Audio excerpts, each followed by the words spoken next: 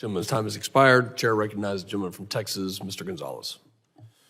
Thank you, Chairman. And, sometimes I feel like I'm in the twilight zone up here. Like month after month, people come before us, they testify, and you don't get a lot of answers. And it's concerning, it's frustrating. You're telling me we don't know what the hell these drones are in New Jersey are? Is that correct? That's right. It's crazy. I mean, that's crazy. That's madness that we don't know what these drones are. You're telling me that a lot of these, Mr. Jones, you're telling me that 90%, 95% of these drones along the U.S.-Mexico border, we can't interact because they're not in U.S. territory? That is correct. A large proportion of them stay in foreign airspace. I'll tell you what, there are a lot of Americans that are very frustrated right now that are essentially questioning, where are my taxpayer dollars going? You know, this Doge craze that's kind of starting to take hold, this is very real. I mean, this is going to come. People are going to have to come before the carpet, and they're going to have to explain every single line item. What do you do here? What does this get? And so let me ask a very specific question. Mr. Wheeler, how much of the FBI budget goes towards counter-UAS? So the technical part of operational budget that I have within the critical incident response groups, just less than 500,000. 500,000? That's nothing. Well, why is it so low? Well, I don't. And I wonder we don't know what the hell is going on. 500,000. So that number doesn't capture the FBI Newark investigation, for example. The budget allocation for what we're doing investigatively is not captured in that number, but for the technology we use and the way we deploy it, just under 500,000. We want to help you. I mean, this is a committee. The chairman's putting this together because we want to know these topics. So the American people deserve to know the truth on this, and we also deserve to have actions on it.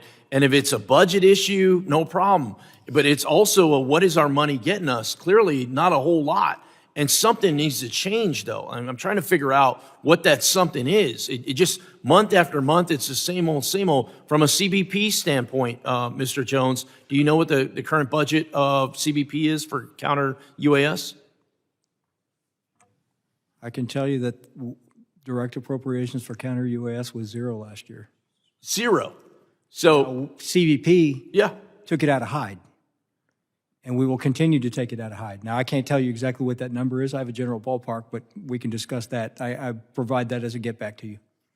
Another committee that I sit on is appropriations. So I see a lot of things through the lens of dollars and cents. If you're putting zero on the board, you're probably not going to get a lot of success. And it's not fair. A lot of people talk about the border. I represent the border, nearly half of the southern border. I've been out there with these agents in the middle of nowhere that are essentially alone and unafraid, making do with what they have. It's not fair to them, and ultimately it's not fair to us to have them combat against some of these drones that are happening with a zero budget. I mean, it's just madness. So I guess I have other line of questioning, but I don't want to embarrass anyone. I would just say, I would be very interested in partnering up and figuring out what we need to do in order to find and answer some of these questions. What resources do you need? The technology is already out there. Drones, this isn't new. Drones are 100 years old. This isn't state of the art. Drones are old technology. The fact that we don't know what's flying in our airspace is only the tip of the iceberg, what's to come. We have to fix this. And I want to partner up to fix this. Part of that is finding out the proper resources you need, training, authorities. I get the authorities piece, but it's a cradle to grave type of situation. It cannot just be, the answer can't be we don't know.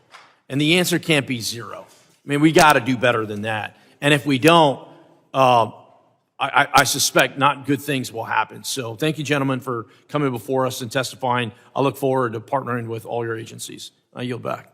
Gentleman yields. Chair now recognizes the gentleman from